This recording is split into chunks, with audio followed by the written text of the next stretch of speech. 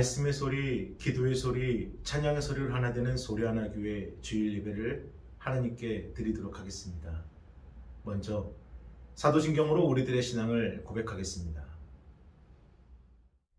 나는 전능하신 아버지 하나님 전지의 창조주를 믿습니다. 나는 그의 유일하신 아들 우리 주 예수 그리스도를 믿습니다. 그는 성령으로 잉태되어 동정녀 마리아에게서 나시고 본디오 빌라도에게 고난을 받아 십자가에 못 박혀 죽으시고 장사된 지 사흘 만에 죽은 자 가운데서 다시 살아나셨으며 하늘에 오르시어 전능하신 아버지 하나님 우편에 앉아 계시다가 거기로부터 살아있는 자와 죽은 자를 심판하러 오십니다. 나는 성령을 믿으며 거룩한 공교회와 성도의 교제와 죄를 용서받는 것과 몸의 부활과 영생을 믿습니다. 아멘. 다 함께 찬송가 8장 우리 함께 찬양하겠습니다.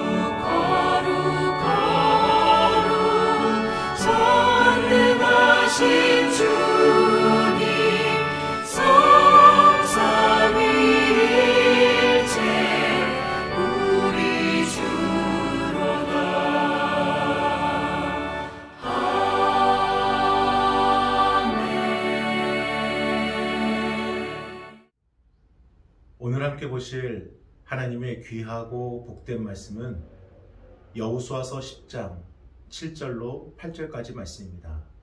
우리 함께 합독하겠습니다.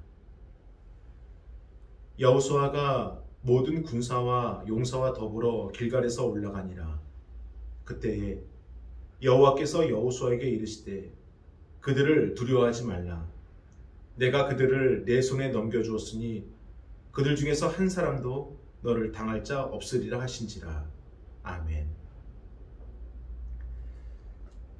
이제 2주 후면은 성탄을 맞이하게 됩니다. 사랑하는 여러분, 예수님께서 이 땅에 오신 그 목적이 무엇입니까? 예수 그리스도를 통해 우리에게 임할 축복이 무엇입니까? 성경은 예수님의 그 목적과 이 땅에 오신 그 축복을 우리에게 이렇게 가르쳐주고 있습니다. 마태복음 1장 21절을 함께 읽어보겠습니다. 아들을 낳으리니 이름을 예수라 하라. 이는 그가 자기 백성을 그들의 죄에서 구원할 자이심이라 하니라. 아멘. 구원입니다. 그러면 구원이란 무엇입니까? 죄의 늪에 빠져나올 수 없는 사람을 건져내는 것. 자신의 힘으로는 도저히 살 수 없는 사람을 살려내는 것. 바로 그것이 구원입니다. 그래서 성경은 구약을 통해 오실 예수님을, 신약을 통해 오신 예수님을 기록하며 하나님의 뜻이 심판이 아니라 구원이라는 것을, 그 구원이 예수 그리스도를 통해 우리에게 임한다는 것을 증거해주고 있습니다. 오늘 본문을 보십시오. 지금 한창 진행되고 있는 이 가나안 전복 전쟁은 하나님께 속한 전쟁으로 처음부터 끝까지 하나님께서 주도하시는 전쟁입니다. 그러나 사람의 잘못된 선택과 판단으로 인해 겪지 않아도 될 어려움에 빠지게 됐습니다. 그런데 바로 이런 상황을 하나님께서 어떻게 풀어가시느냐, 이런 문제를 하나님께서 어떻게 대처하시냐를 우리에게 보여주시며 하나님의 뜻이 심판이 아니라 구원이라는 것을 우리에게 깨닫게 해주고 있습니다. 우리 오늘 본문에 배경되는 말씀을 먼저 읽어보겠습니다. 여호수아서 9장 3절에서 6절 함께 읽어보겠습니다. 기브온 주민들이 여호수아가 여리고와 아이에 행한 일을 듣고 꾀를 내어 사신의 모양을 꾸미되 헤어진 전대와 헤어지고 찢어져서 기운 가죽 포도주 부대를 나귀에 싣고 그 발에는 낡아서 기운 신을 신고 낡은 옷을 입고 다 마르고 곰팡이가 난 떡을 준비하고 그들이 길갈 진영으로 가서 여호수아에게 이르러 그와 이스라엘 사람들에게 이르되 우리는 먼 나라에서 왔나이다. 이제 우리와 조약을 맺읍시다 하니 아멘. 하나님의 명령은 가나안의 모든 족속을 멸절하는 것입니다. 그런데 이스라엘 백성들이 요단강을 마치 마른 땅처럼 건넜다라는 소식을 듣고 여리고성과 아이성이 점령했다는 그 소식을 들은 이 기브온 족속은요, 도저히 자신들의 힘으로는 그들을 이길 수 없다라는 판단을 내리게 됩니다. 그리고 자신들이 살 수 있는 유일한 길은 이스라엘과 화친을 맺는 거라 생각하여서 마치 자신들이 이 나라의 가나안 땅의 족속이 아니라 먼 나라에서 온 사신처럼 보여서 이스라엘과 화친을 맺으려고 자신들을 꾸미게 되는데, 이때 여호수아와 족장들이 그들의 계략에 속아 화친을 맺습니다. 하나님 여호와의 이름으로. 결코 하나님의 명령은 이것이 아닌데, 그렇다고 하나님 어떻게 하면 되겠습니까? 하나님께 물은 것도 아닌데 자신들의 생각과 판단으로 하나님 여호와의 이름으로 화친을 맺게 됩니다. 그리고 얼마 지나지 않아 그 모든 것이 거짓임이 들켜나면서 이스라엘 백성들은 지도자들을 원망합니다. 왜냐하면 이 앞에 아이성 전투 때 그랬거든요. 하나님의 명령을 따르지 않고 하나님께 묻지 않았을 때의 결과가 무엇인지를 분명히 경험했거든요. 이에 여호수아도 뒤늦게 달려와 왜 자신들을 속였느냐고 묻고 따지지만 이미 하나님 여호와의 이름으로 맺은 화친이기에 어쩔 수 없이 그들을 받아들이게 됩니다. 사랑하는 여러분, 이처럼 우리들의 인생에도요, 마치 기브온과 같은 존재와 상황을 겪고 계시지 않으십니까? 처음에는 호의적인 모습으로 웃으며 다가왔지만 어느 순간인가 그 속에 감추어진 또 다른 모습을 보여주는 존재와 또 상황. 예전에 교회에서 한 부부가 등록한 적이 있었습니다. 누가 전도를 한 것도 아니고 그저 부부 두 분이 교회에 등록을 했는데, 이분들이 주일 예배를 한 번도 빠지지 않고 교회 행사도 다 참석하고 심지어 성도들의 결혼식이 있는 토요일까지도 나와서 함께 할 정도로 교회 생활 잘하고 성도들과도 허물없이 잘 지냈습니다. 그런데 어느 날 그 아내 되시는 분이 저에게 전화를 하신 거예요. 그 내용은 지금 살고 있는 이 월세집을 빨리 빼줘야 되는데 갈 곳도 없고 어떻게 해야 될지 막막해서 전화했다라는 것입니다. 당시 교회에서도 어떻게 도와드릴 수 있는 큰 형편이 안 됐기 때문에 좀 적은 사례비와 그리고 쌀을 몇 개 해서 이렇게 도움을 드렸습니다. 그런데 그 이후로도 몇 번씩 전화하시며 월세가 없다, 생활비가 부족하다 계속해서 말씀하시는 거예요. 그래서 당시 시청에서 근무하시는 교회 권사님께 부탁을 드려서 어떤 복지 혜택을 누릴 수 있도록 이렇게 연결을 해드리려고 했는데, 알고 보니 이 성도 부부는요, 그 지역 주민센터에서 유명한 가정이더라고요. 그 사는 빌라는 남편 소유이고 두 사람에게 차도 있고, 그리고 젊은데도 일은 안 하지만 매일같이 주민센터 와가지고 무료 급식 달라, 무료 혜택 달라 늘 말한다라는 거예요. 교회에 오신 귀한 가정이신데 진심으로 어렵다고 그래가지고 정말로 도와주려고 했는데, 그런데 막상 그들의 그 모든 것이 거짓이고 다른 목적이 있었다는 것을 듣고 나서 참 허무한 생각이 들었습니다. 그런데 우리만 기부원 같은 존재를 만나는 게 아니에요. 배운 것 없고 가진 것 없고 무엇 하나 내세울 것 없던 존재가 있었습니다. 성격도 안 좋아서 다혈질이라 주변 사람들을 매우 힘들게 했던 존재예요. 그런데 그런 사람이 예수님을 만나서 1등 제자가 되어서요, 예수님이 좋다고 바다에 뛰어들기도 하고, 주는 그리스도시요 살아계신 하나님의 아들이십니다, 하나님 마음에 쏙 드는 대답도 잘하고, 다른 사람들은 몰라도 저만큼은 주님 곁을 절대 떠나지 않을 것입니다 호언하며 예수님 곁에서 누구보다도 예수님을 가장 사랑했던 베드로가 있습니다. 하지만 예수님께서 공회에 끌려가 고초를 당하실 때 베드로는 예수님의 곁을 피해버립니다. 예수님의 제자가 맞지 않느냐라는 소리를 들었을 때 오히려 화를 내며 나는 예수님을 모른다, 예수님과의 관계를 부정해버립니다. 그리고 마지막 예수님과 자신의 눈이 마주치는 그 순간 베드로는 눈을 감고 저 멀리 도망쳐버립니다. 그런데 베드로만 그런 게 아니에요. 예수님을 팔아넘긴 가룟 유다와 이미 어디로 갔는지 찾을 수 없는 10명의 제자들도 있습니다. 우리들만 인생의 기본 같은 존재를 만난 것이 아니라 예수님도 만나셨다는 것입니다.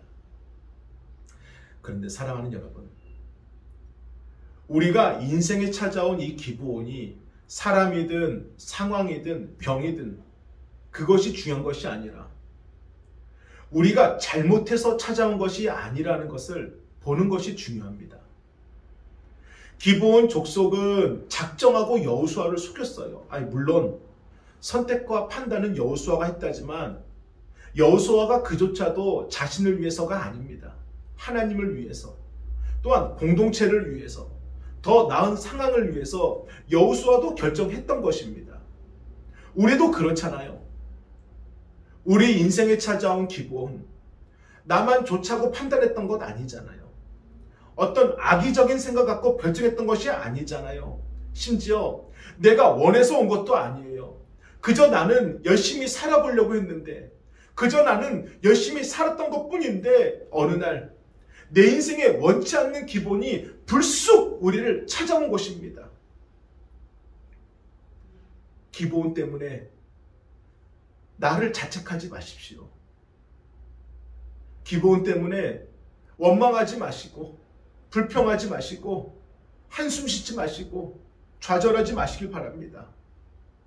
예수님께서 이 땅에 오신 그 목적은 우리를 찾아온 그 기브온 때문입니다. 기브온이 이스라엘과 화친을 맺고 항복했다는 소식은요, 주변 족장들 모두에게 큰 충격으로 다가왔었습니다. 왜냐하면 기브온은 여리고성과 맞먹는 아주 큰 성이었고 군사의 규모도 대단했거든요. 그래서 결국 이 기브온의 항복은요, 구심점이 되어서 남부 지역에 있는 무려 5 족속들을 하나로 뭉치게 되는 그 원동력이 되었습니다. 우리 여호수아서 10장 3절과 4절을 함께 읽어보겠습니다. 예루살렘 왕 아도니세덱이 헤브론 왕 호함과 야르못 왕 비람과 라기스 왕 야비아와 에글론 왕 드빌에게 보내어 이르되 내게로 올라와 나를 도우라. 우리가 기브온을 치자. 이는 기브온이 여호수아와 이스라엘 자손과 더불어 화친하였음이니라 하매. 아멘. 군사 훈련을 받은 것도 아니었고 그렇다고 탁월한 어떤 무기가 있던 것도 아니었고 그저 하나님의 명령에 순종하여 하나님 앞에 순종하는 마음 하려는 이스라엘. 여리고성도 그랬고 아이성도 그랬고 앞으로도 한 번에 하나씩 차례대로 가나안을 점령할 계획이었을 것입니다. 그런데 뜻하지 않게 가나안 전복 전쟁 중 가장 큰 대규모의 전투가 시작된 겁니다. 그것도 자신들을 속인 기브온 때문에. 기브온이 잠자는 사자의 코털을 건드려버린 거예요.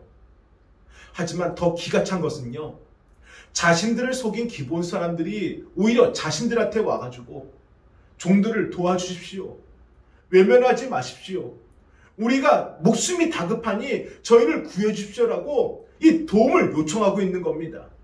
지금 이 모든 사달이 누구 때문에 일어난 것인데, 이처럼요, 우리 인생에 찾아온 기브온으로 인해 오히려 내가 뜻하지 않은 어려움을 겪게 된다면, 그 일로 인해 내 형편이 어려워지고 내 상황이 더 나빠진다면 그때 우리는 어떻게 하면 될까요?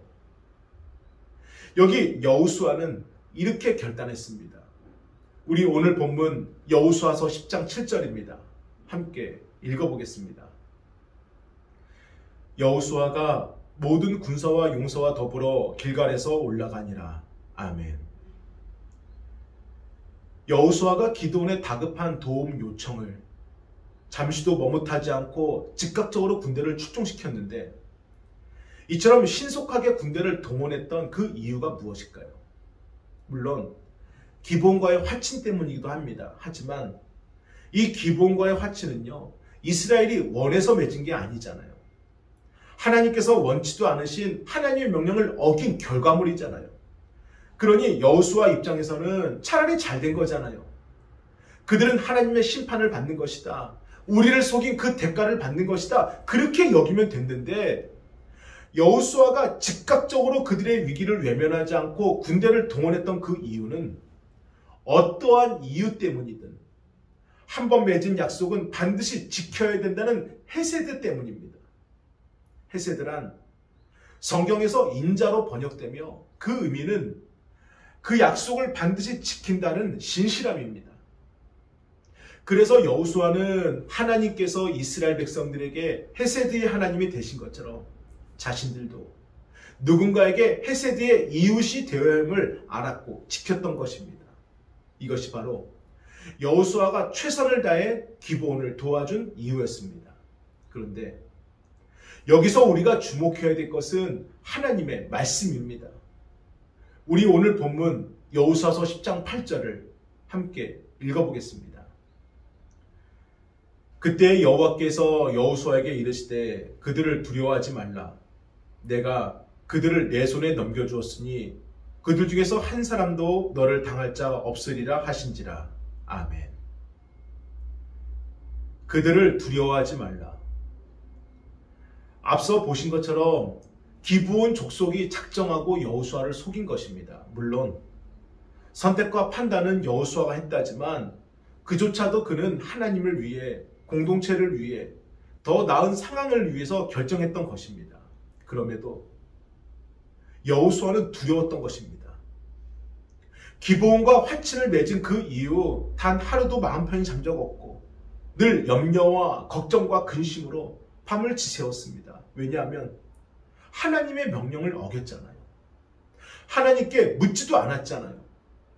그래서 아이성 전투 때도 그것 때문에 패배를 경험했는데, 더욱이 지금은 그때랑 비교도 안 되는 엄청난 군사와 싸워야 하는데, 이스라엘 백성들을 이끄는 지도자로서 앞으로 어떤 일이 벌어질지 모른다는 그 두려움에 여호수아는 빠져 있었던 것입니다. 그런데 그런 여호수아를 향해 하나님께서 뭐라고 말씀하십니까?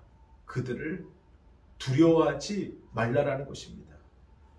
사랑하는 여러분, 우리 인생에 찾아온 기브온으로 인해 뜻하지 않는 어려움을 겪게 된다면, 그 그 일로 인해 내 형편이 어려워지고 내 상황이 더 나빠진다면 그 순간 이 한 가지 사실을 반드시 기억하시기를 바랍니다. 하나님께서 알고 계십니다. 하나님은 알고 계십니다. 우리 인생에 기본이 찾아왔다라는 것을, 우리 인생에 찾아온 그 기본 때문에 우리가 얼마나 힘들고 괴로운지를, 그것 때문에 죽을 듯이 아프고 너무나도 억울하고 답답하고 어떻게 해야 될지 몰라서 울면서 도망치고 싶은 그 마음을 하나님은 아신다는 겁니다. 그리고 그 하나님이 헤세드의 하나님이시라는 겁니다. 너가 판단해서 그런 거잖아. 너가 잘못해서 그런 거잖아.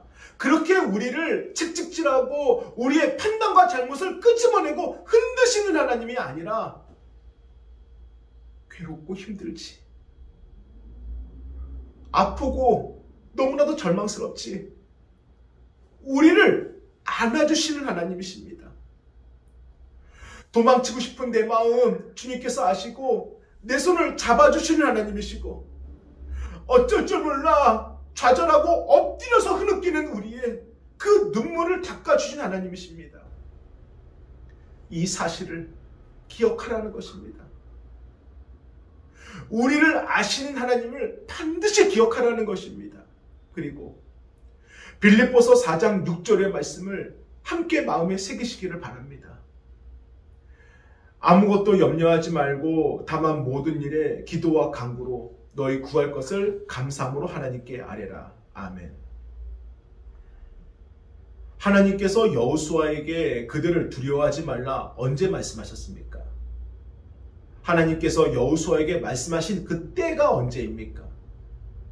여호수아서 10장 8절의 그때에, 여기 그때란 여호수아가 헤세드의 마음으로 정해진 약속은 반드시 지킨다는 신실함으로 기브온을 돕기 위해 온 힘을 다했던 그때를 말씀하시는 겁니다.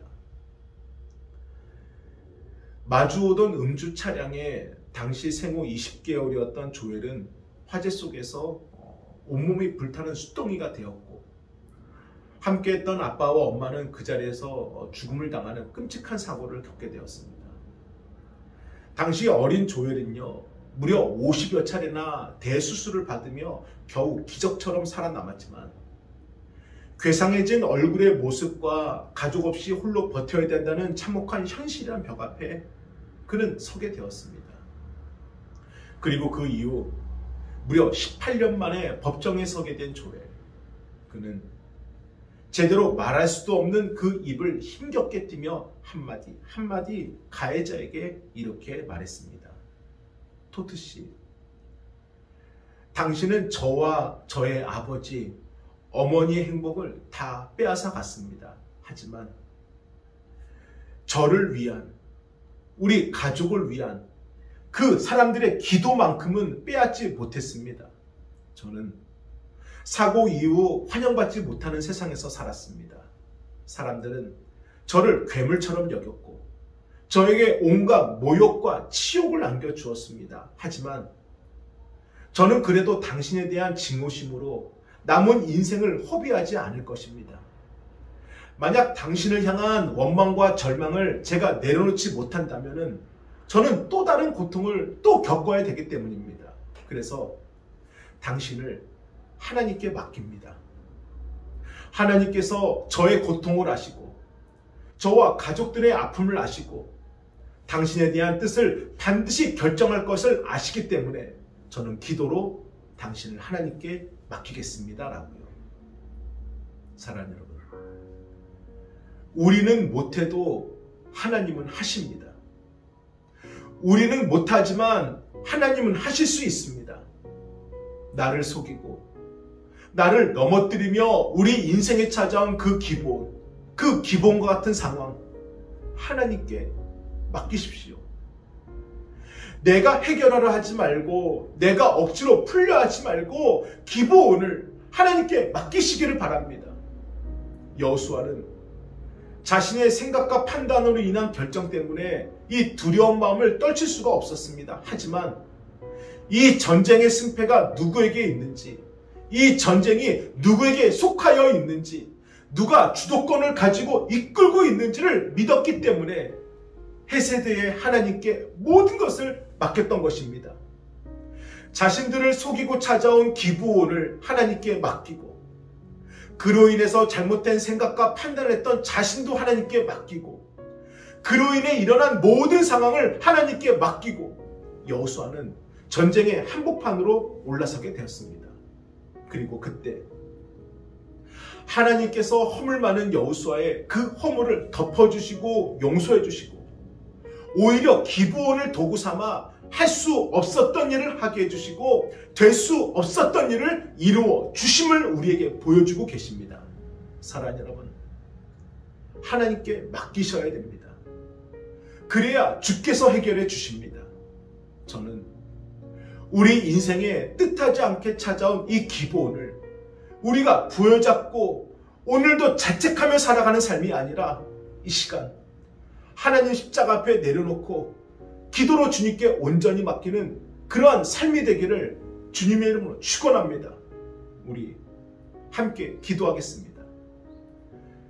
거룩하신 주여, 주님께 모든 것을 맡기고 달려가야 될 이때 기브온으로 인해 우리가 자책하고 불안해하고 두려워하고 떨고 있음을 고백합니다. 이 시간 우리 인생에 찾아온 그 기브온을 하나님께 온전히 맡기오니, 주여, 모든 것을 아시는 주님께서 우리를 위로해 주시고 만져주시고 이 기브온을 하나님의 선하신 손길과 계획으로 바꾸어 주시고 이끌어 주옵소서. 주님께 간절히 기도 올립니다. 주여 아버지. 아멘. 정성껏 준비하신 예물을 하나님께 드리겠습니다.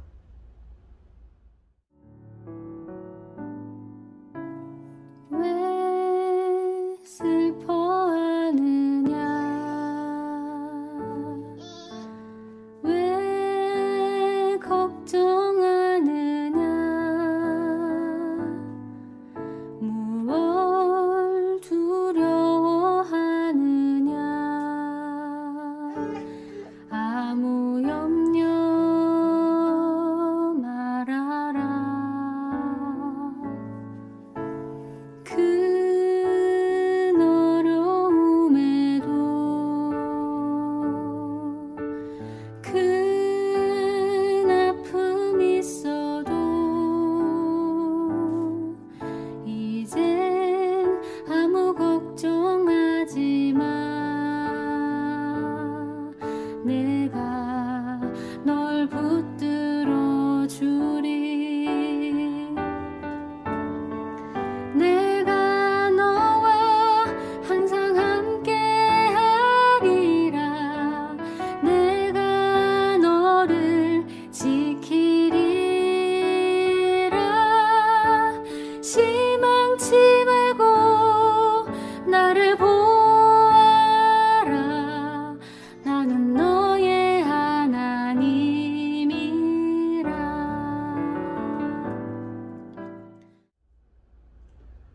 축도로 예배를 마치겠습니다.